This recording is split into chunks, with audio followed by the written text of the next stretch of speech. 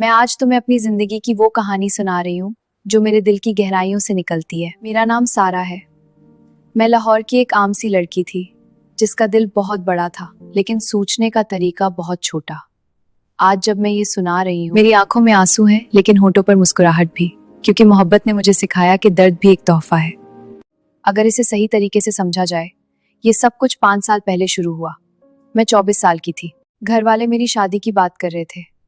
अबू कहते सारा अब उम्र हो गई है, एक अच्छा लड़का देख ले। मैं हंसती लेकिन अंदर से डरती थी।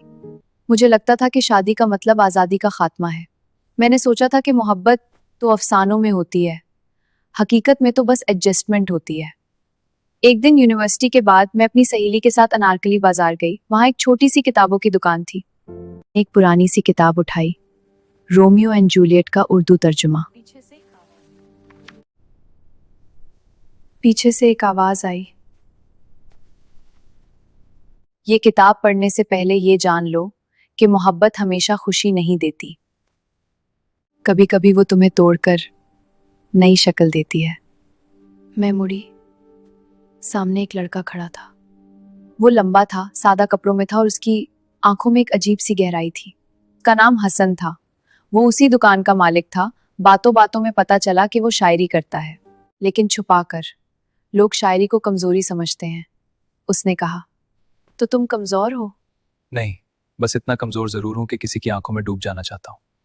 लाइब्रेरी में, पार्क में, कभी कभी बारिश में भीगते हुए हसन मुझे अपनी गजलें सुनाता। एक गजल जो आज भी मेरे कानों में गूंजती है। तुम आए तो दिल ने कहा था ये आखिरी मंजिल है, पर अब पता चला है कि मोहब्बत मंजिल नहीं सफर है। एक ऐसा सफर जिसमें खो जाना ही मिलना है। मैं रो पड़ती।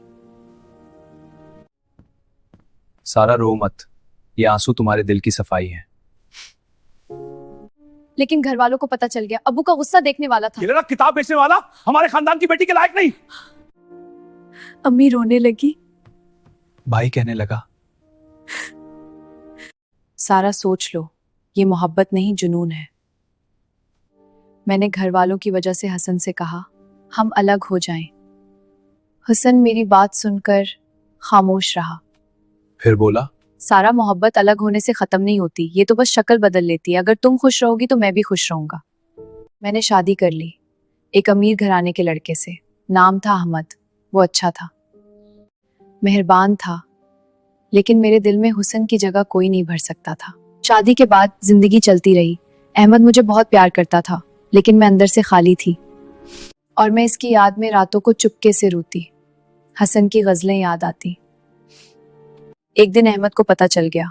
वो नाराज नहीं हुआ, बस उदास हो गया और कहने लगा, सारा मैं जानता था तुम्हारा दिल कहीं और है, लेकिन मैंने सोचा था वक्त के साथ तुम मुझसे मोहब्बत कर लोगी। माफ कर दो अहमद, मैं तुम्हारे लायक नहीं। नहीं सारा, तुम लायक हो, बस तुमने अभी तक अपने आप को माफ नहीं किया। रात अहमद ने मुझे गले लगाया और कहा, लेकिन मैं तुम्हारा इंतजार करूंगा तुम्हारे दिल के बदलने का। मैंने सोचा, हसन मैं तुम्हें अलविदा कहने आई हूँ। क्यों? क्योंकि मोहब्बत खुद गर्ज नहीं होती। मैं अहमद के साथ खुश रह सकती हूँ और तुम भी किसी की जिंदगी खूबसूरत बना सकते हो। हसन ने मेरा हाथ पकड़ा।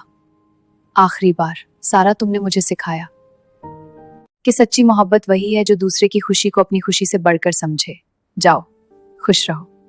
मैं रोती हुई लौट आई अहमद के पास। अब सब ठीक हो जाएगा। वक्त गुजरता गया। अहमद और मैंने एक दूसरे को समझना शुरू किया। इसने मेरी हर बात सुनी। आहिस्ता आहिस्ता मेरे दिल में हुस्न की याद कम हुई और अहमद की मोहब्बत बढ़ी। फिर एक दिन मैं माँ बनी। हमारी बेटी। अहमद ने पहली बार उसे गोद में लिया। मैंने बेटी का नाम रखा हूर। सारा, ये हमारी मोहब्बत है। आज मैं ये सब तुम्हें इसलिए सुना रही हूँ कि मोहब्बत कोई फिल्म नहीं होती जिसमें हीरो हीरोइन हमेशा एक साथ रहें। कभी कभी मोहब्बत का मतलब छोड़ना भी होता है, कभी माफ करना होता है, कभी खुद को बदलना होता है। मैंने हसन को नहीं भूला। वो मेरे दिल के एक कोने में जिंदा है, लेकिन अब वो दर्द नहीं, एक सबक है।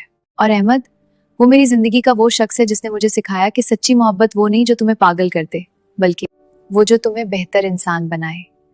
अगर तुम भी किसी मोहब्बत में फंसे हो तो याद रखना, दिल टूट सकता है लेकिन इंसान नहीं। मोहब्बत खुदगर्जी नहीं, कुर्बानी है। और सबसे बढ़कर खुश रहना भी एक वफादारी है। मेरी जिंदगी अब खूबसूरत है क्योंकि मैंने सीख लिया कि असल मोहब्बत वो है जो तुम्हें खुद से मोहब्बत सिखाए। ये मेरी आप बीती है।